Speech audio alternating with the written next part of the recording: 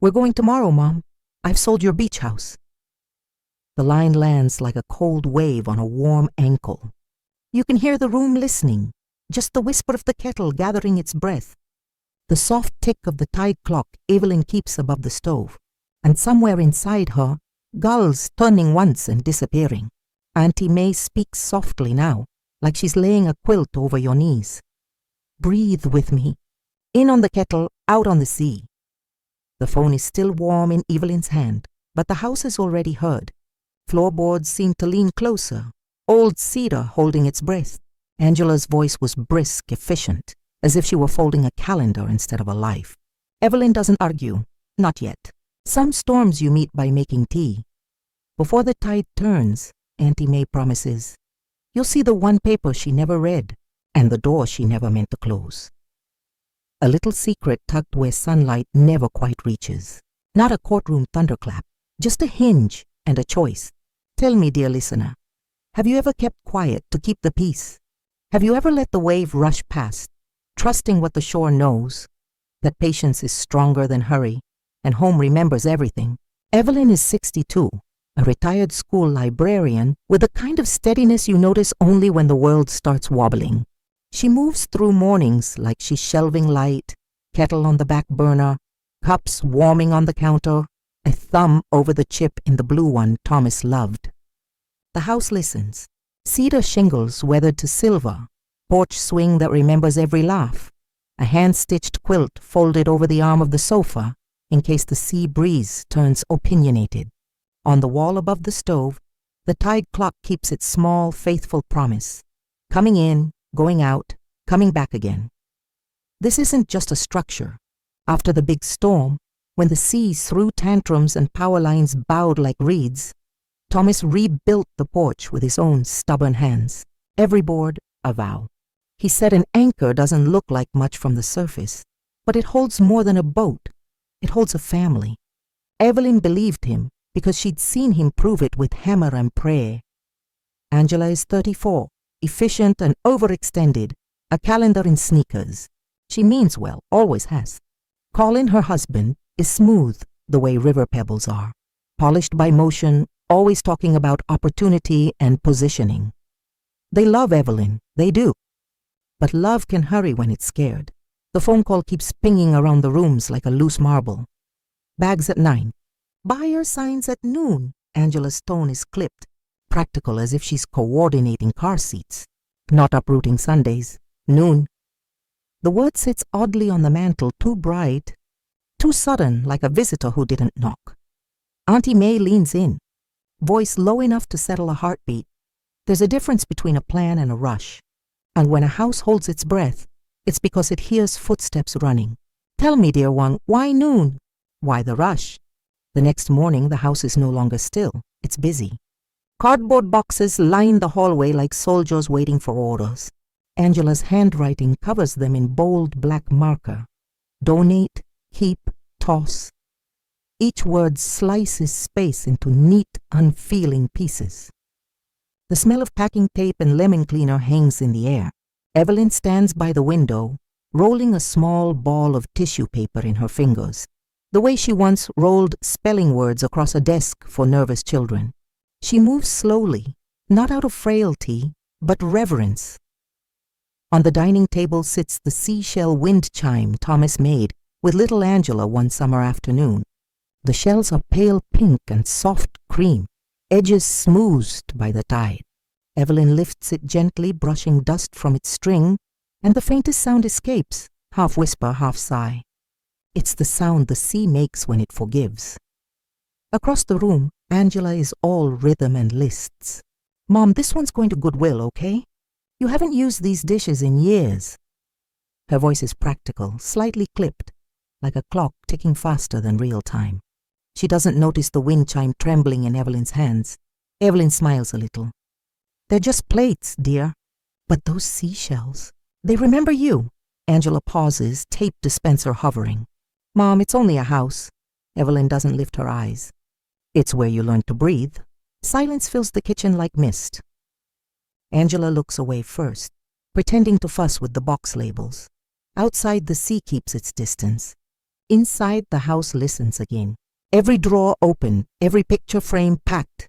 Feels like peeling memory from skin. Colin's voice drifts from the porch as he takes a call. Business, deadlines, someone's amazing deal. Evelyn can't tell if it's about her house or his ambition. She turns toward the staircase, drawn by a thought she can't name. The attic door creaks open, releasing a puff of cedar and salt. Dust motes float like tiny lanterns. She climbs carefully, one hand on the rail, and lets her eyes wander the old boxes labeled in Thomas's neat handwriting. Christmas lights, 1998. Angela's school projects. Summer storm repairs. Something catches her eye, just above the beam near the small round window. A corner of paper, yellowed with time, peeks through a crack in the wood. She reaches up, fingertips brushing it loose. Down flutters a thin, unmarked manila envelope, its weight soft and secret. She holds it as if it might breathe. There's no label, no date, just the faint indentation of writing beneath the flap. Evelyn studies it for a moment, then tucks it gently into her cardigan pocket. Some things, she murmurs, ask for tea first. Downstairs, Angela calls, "Mom, you okay up there?" Evelyn closes the attic door behind her, her hand lingering on the knob. Just finding the things worth keeping. Auntie Mei's voice hums softly beneath the sound of the sea. When truth wants to be found, it doesn't shout. It slides quietly from the beams above our heads, and somewhere in that still air, the tide clock ticks toward noon. Evelyn slips the manila envelope into the deep pocket of her cardigan, the way a gardener tucks a seed into soil not yet warm enough for sprouting. She doesn't open it, not because she's afraid, because she is respectful. Some things ask for tea first, she tells the kettle as if it were an old colleague, and the kettle answers with a small, agreeable sigh. Down the hall, urgency paces in sneakers. Angela's voice pushes from room to room, brisk as a broom. "Mom, we have to be out by 11 for the final walkthrough. The buyer's wire expires today."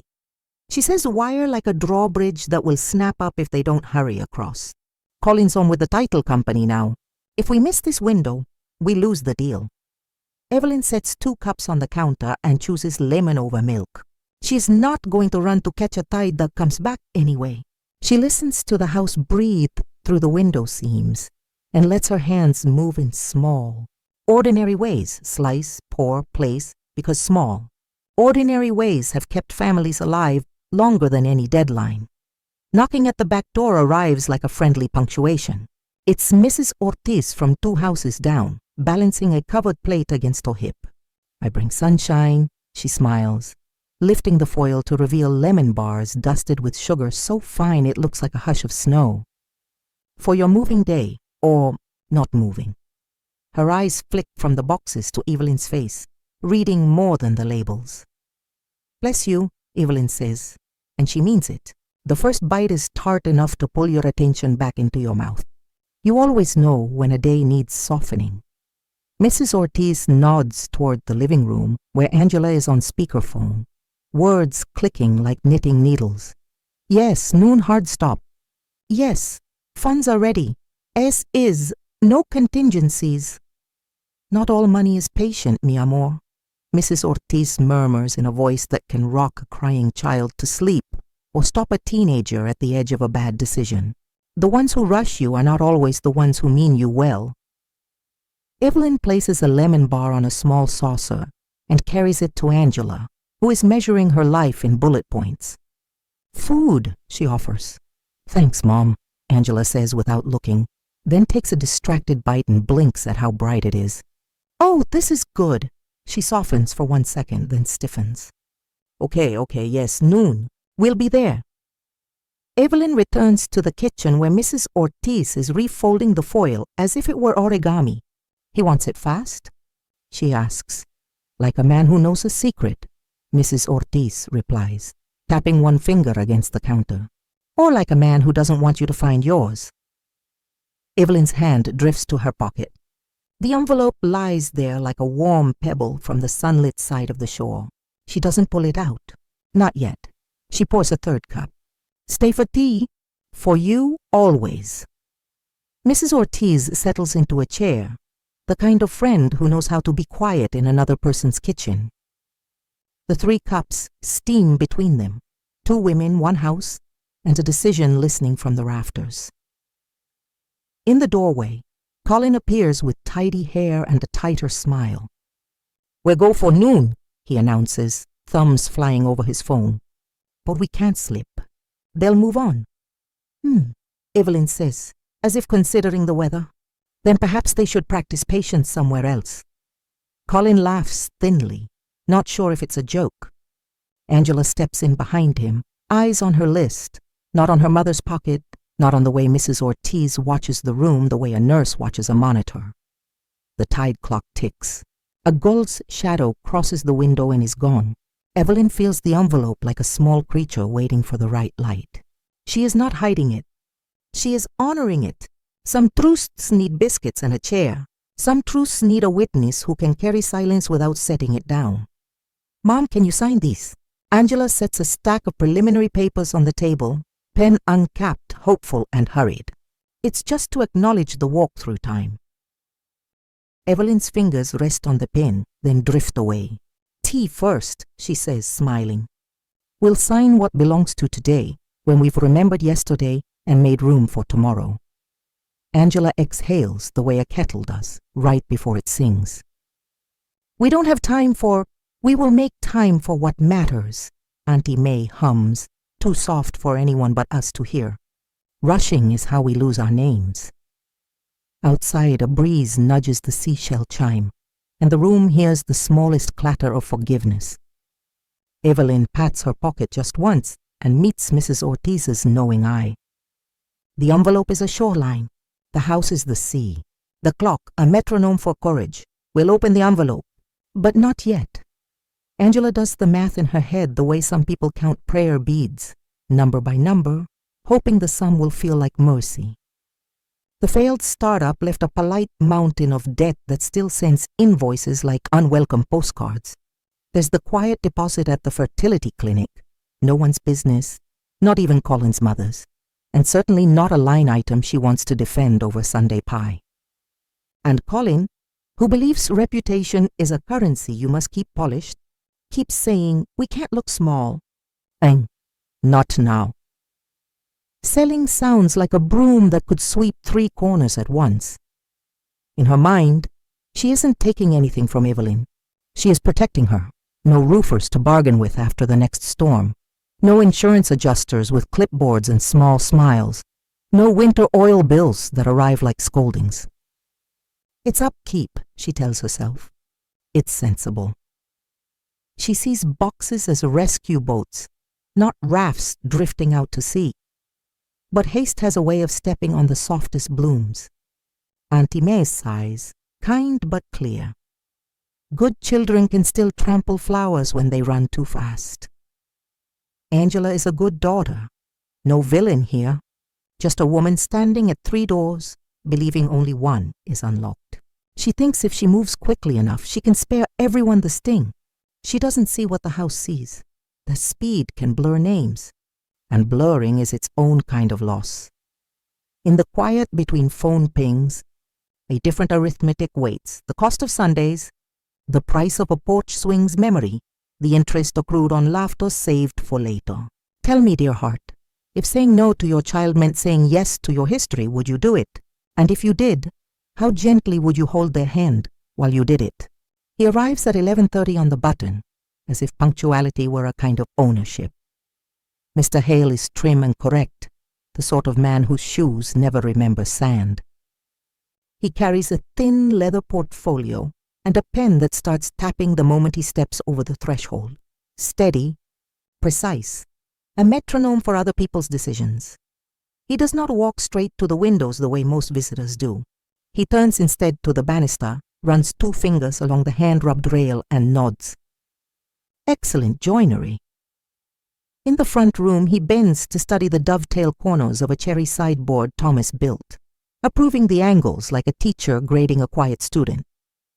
The sea, framed in the glass with its silver morning light and easy breathing horizon, might as well be a painting in another room. Original floors? He asks without looking up. Since '58, Evelyn answers. Good. Tap, tap, tap. His compliments are measurements. He speaks in short sentences that close like drawers. I can make this simple, he says. Portfolio opening to a typed sheet already flagged with tabs. Aces today, no contingencies. The words click together with a salesman's smile, the kind that's meant to be a blanket and feels like a net. Angela exhales like someone seeing a duck at last. That works, she says too quickly.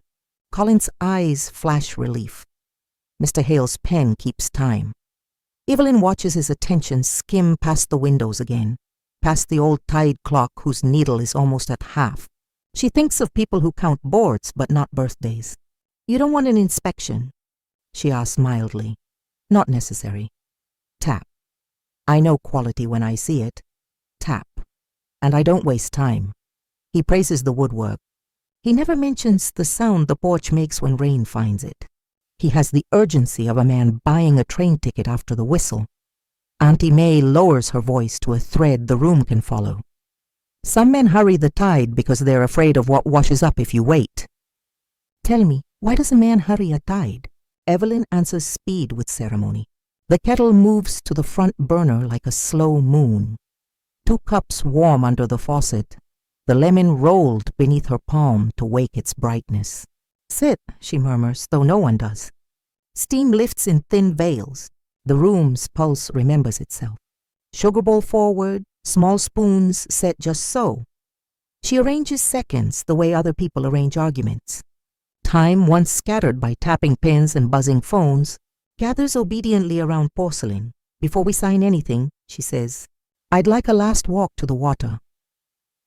Angela checks her watch, an exasperated glance, not unloving.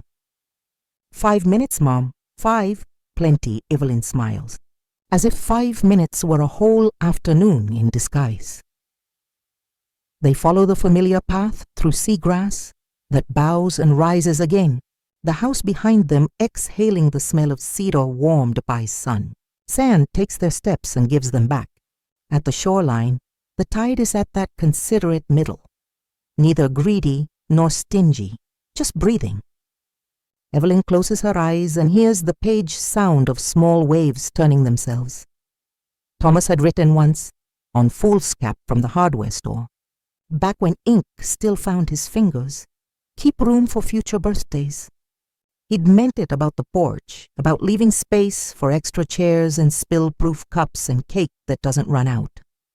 But he'd also meant it like a benediction for decisions. Don't spend tomorrow to fix today. Evelyn can feel the shape of that sentence in her bones. Angela shifts, impatience softening under the salt air. It's pretty, she admits, almost grudgingly, because pretty is not a line item. Evelyn's hand drifts into her cardigan pocket. The envelope presses warm against her palm, as if it has walked with them and is pleased to find itself here. She doesn't draw it out, not with gulls drawing white cursive on the sky, not with the sea politely waiting its turn. Almost ready, she tells the water and perhaps herself. Behind them, somewhere distant, a pen keeps time. In front of them, the horizon refuses hurry. 5 minutes stretch like taffy. Evelyn lets them. The house, the tide clock, the letter she hasn't shown. Everything pauses on the edge of saying what it came to say. Back on the porch, with the sea taking its careful breaths and the kettle turned low. Evelyn sits on the swing and slides a finger beneath the brittle flap.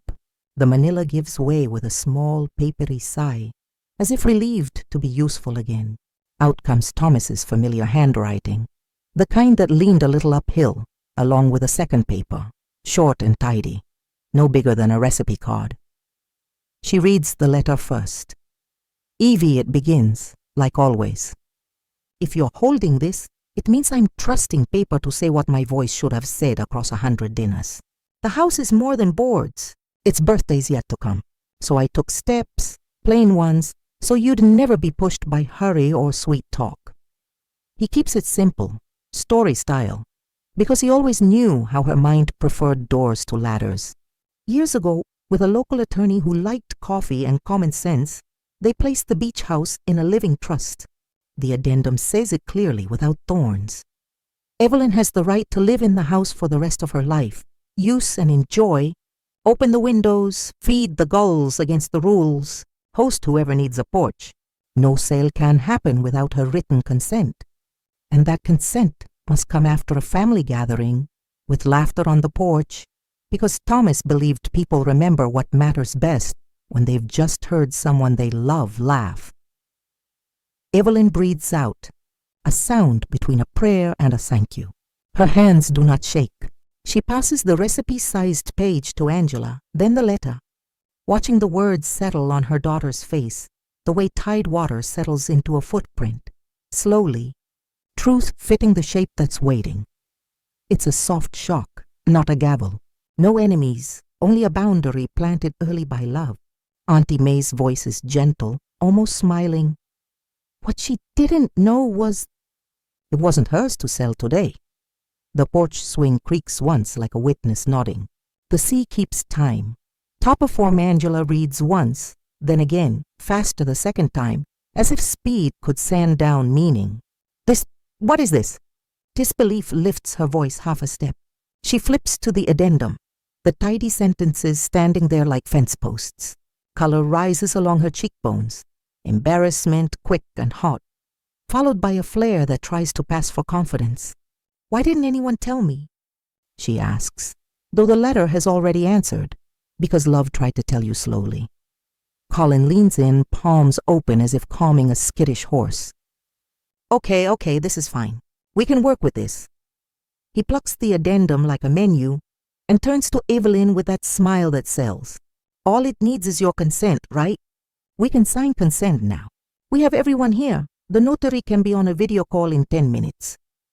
Evelyn's gaze is steady, kind, and immovable in the way of old trees. Thomas asked for laughter first, she says. We haven't had the laughter yet. Angela's eyes flash, anger now thin and sharp. Mom, this isn't a riddle.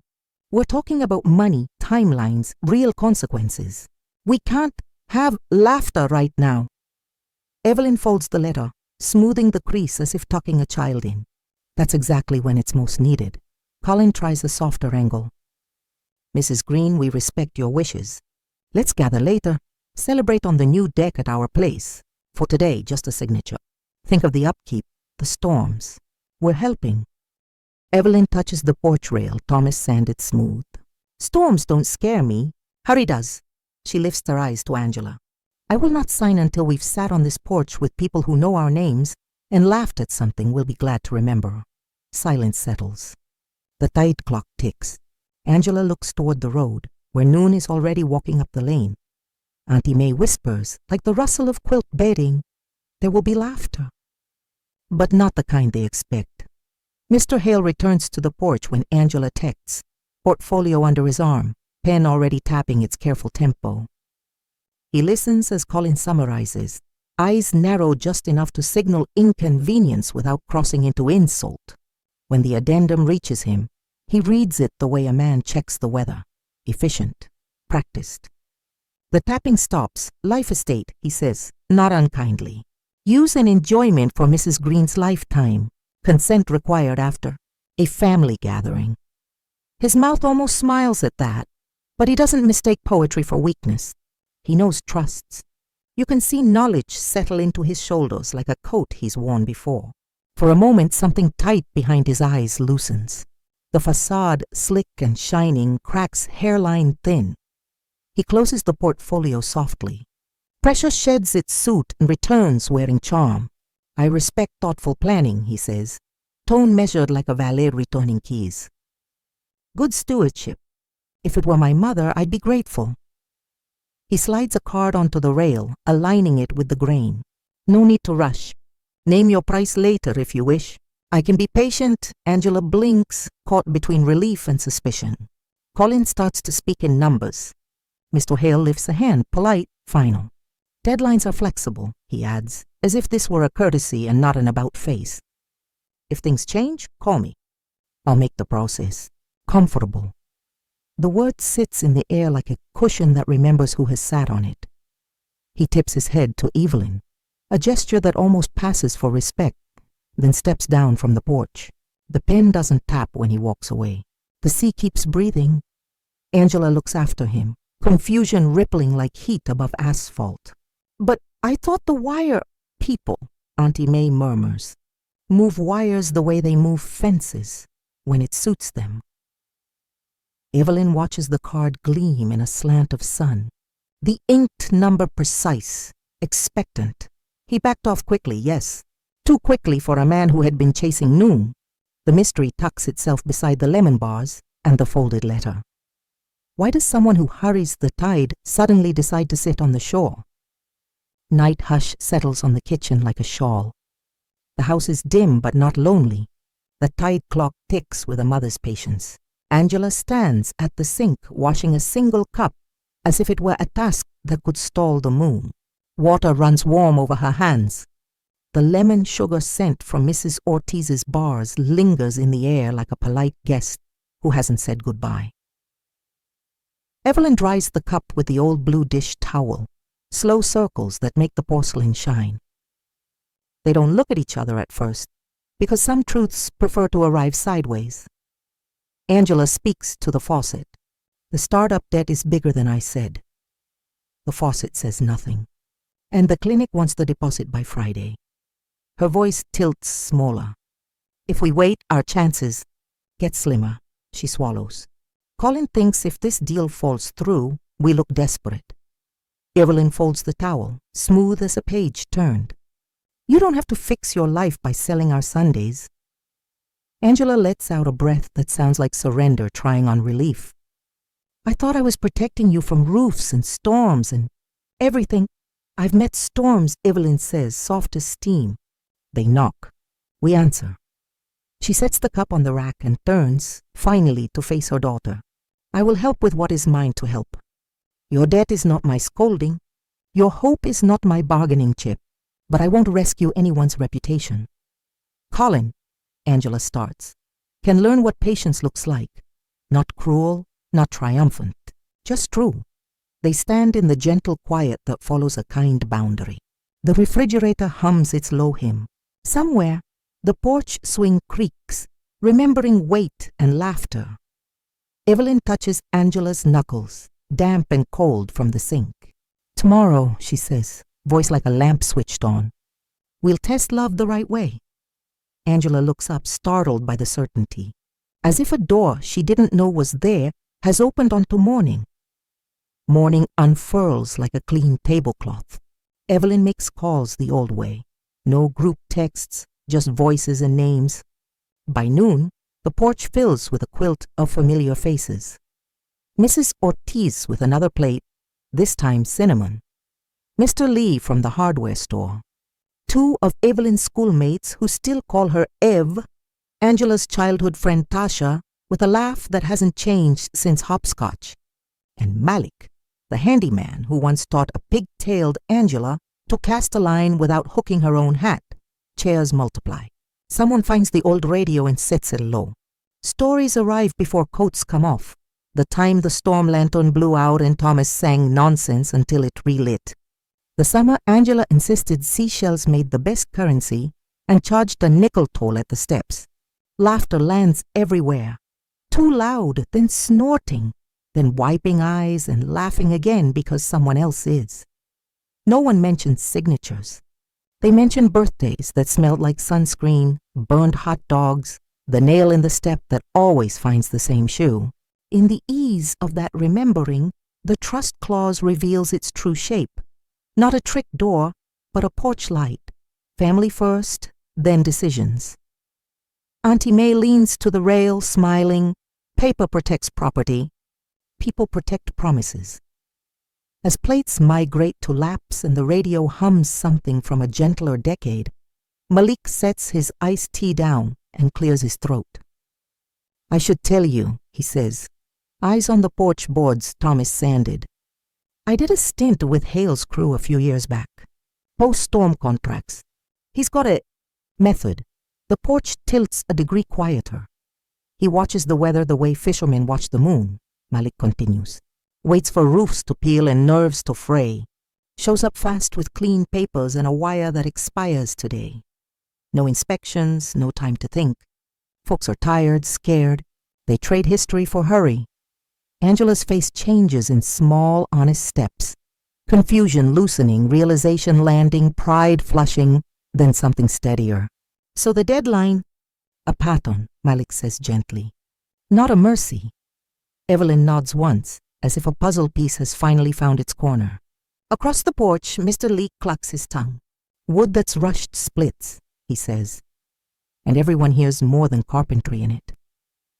Angela looks at her mother, then at the house that taught her tides. Shame rises and softens into gratitude, a tide turning without drama. We almost let go, she whispers, because he said today. Evelyn squeezes her hand. We chose always. Auntie Mei smiles toward the water.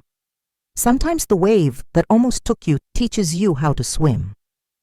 ChatGPT said, when the laughter thins into contented murmurs, Evelyn clears a little space on the quilt-covered table and lays out something simpler than papers. A plan as plain as bread. First, she says, touching the porch rail. I keep my life use.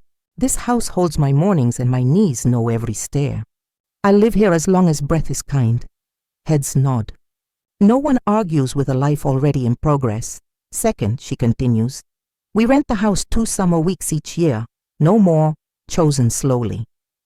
Families who need ocean air and behave like guests, not owners. Malik will be caretaker because he knows the bones and the manners of this place.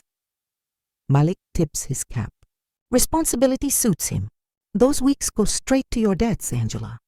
Not to polish anyone's reputation, just to turn the tide. She folds her hands. And third, after my lifetime, the house passes to the grandchildren.